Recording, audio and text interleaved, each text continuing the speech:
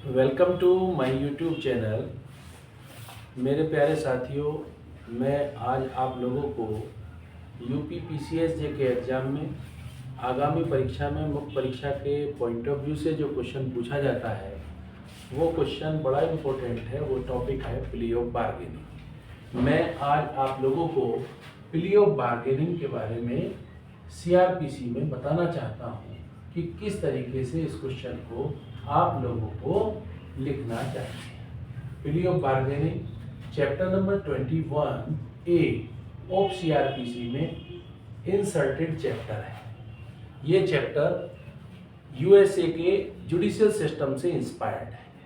हमारे इंडिया में justice मालिमत committee की रिकमेंडेशंस के अकॉर्डेंस में हमारे यहाँ सीआरपीसी के सेक्शन 265A से लेकर सेक्शन 265L के बीच में इंसर्टेड सेक्शंस को जोड़ा गया है। वास्तव में मैं आप लोगों को बताना चाहता हूँ कि बार्गेनिंग दो तरीके की होती है। एक बार्गेनिंग चार्ज बार्गेनिंग होती है। चार्ज बार्गेनिंग का मतलब यदि किसी एक्यूज के ऊपर एक से अधिक कई धाराओं में यदि मुकदमा पंजीकृत होता है तो उसको चार्ज बार्गेनिंग कहा जाता है। एक दूसरी बार्गेनिंग उसको सेंटेंस बार्गेनिंग कहा जाता है, जिनमें दंड की कमी के आधार पर बार्गेन किया जाता है। ये बहुत अच्छा क्वेश्चन बनता है यहाँ पर कि हमारे यहाँ इंडिया में चार्ज बार्गेनिंग का प्रावधान जोड़ा नहीं गया है। चार्ज बार्गेनिंग हमारे यहाँ नहीं है। हमारे यहाँ इंडिया में हमारी सीआरपीसी में सेंटेंस बार्गेनिंग के बारे में ये इंसर्टेड सेक्शन जोड़े गए हैं। अब आप लोगों को एक क्वेश्चन यहाँ पर बहुत इंटरव्यूइंग क्वेश्चन है जो अक्सर पूछा जाता है कि what will be difference between compoundable offence and plea of bargaining. Compoundable और प्ली ऑफ बार्गेनिंग में दोनों में क्या डिफरेंशिएट है। तो हमेशा याद रखना, कंपाउंडेबल ऑफेंस का रिजल्ट एक्विटल होता है, जो कि सेक्शन 320 के सब क्लोज नंबर 8 में दिया भी गया है कि जब भी कोई मामला जिसमें कंपाउंड होगा, और कंपाउंड कौन सा होगा, जो सेक्शन 320 की लिस्ट में आपका इशू आता है। प्ली ऑफ बार्गेनिंग में किसी भी परिस्थिति में आप लोगों को एक्विटल आंसर नहीं देना है। प्ली ऑफ बार्गेनिंग का आंसर हमेशा आपको बताना है कि दंड की कमी की जाएगी, क्योंकि अभियुक्त व्यक्ति के द्वारा अभियोजन पक्ष के समक्ष अपने किए गए अपराध का प्रायश्चित करना प्ली ऑफ बार्गेनिंग है। प्ली ऑफ बार्गेनिंग में अभियोजन पक्ष यदि ये कहता है कि हमें मेरे द्वारा, अभियुक्त व्यक्ति के द्वारा यदि ये कहा जाता है कि मेरे द्वारा ये गलती की गई है, भविष्य में मैं इस तरह का कोई अपराध पुनरावृत्ति नहीं करूंगा, तो अभियोजन पक्ष उसको क्षम कर देता है तथा न्यायालय के द्वारा अभियुक्त व्यक्ति के द्वारा इसका आवेदन किया जाता है और उस आवेदन के माध्यम से उसमें दंड की कमी की जाती है। तो देखिए, सेक्शन 265A से लेकर सेक्शन 265L के बीच में जो ये प्रावधान दिए गए हैं, उन प्रावधानों की चर्चा मैं आप लोगों से करना चाहता हूं। सबसे पहली बात आप लोगों को ये पता होनी चाहिए कि प्ली ऑफ बार्गेनिंग कौन से मामलों का हो सकता है। Plea of bargaining each and every cases का नहीं हो सकता। बिलो देन 7 years प्रिजन, जिन मामलों में 7 वर्ष से कम की सजा दी जा सकती है, उनका प्ली ऑफ बार्गेनिंग किया जा सकता है।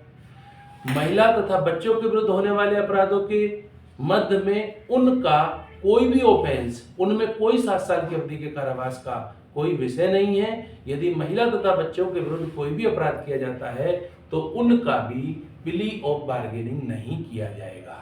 सोशल एंड इकोनॉमिक ऑफेंस, जो सामाजिक तथा आर्थिक अपराध हैं, जो सोशल और इकोनॉमिक ऑफेंस है, उनका भी प्ली ऑफ बार्गेनिंग नहीं किया जाएगा। इट मीन्स आपको ये 3 एग्जेम्पशन याद रखने होंगे। 7 वर्ष की सजा से ऊपर के मामलों का प्ली ऑफ बार्गेनिंग नहीं हो सकता। महिला तथा बच्चों के विरुद्ध होने वाले अपराधों का प्ली ऑफ बार्गेनिंग नहीं हो सकता। और तीसरी बात आपको हमेशा याद रखना है कि सामाजिक तथा आर्थिक अपराधों का, जैसे आर्थिक अपराध कौन से हैं, जैसे just like income tax, sale tax या टैक्स की कोई भी चोरी करना, ये सब इकोनॉमिक ऑफेंस हैं, इनका कोई प्ली ऑफ बार्गेनिंग नहीं होगा।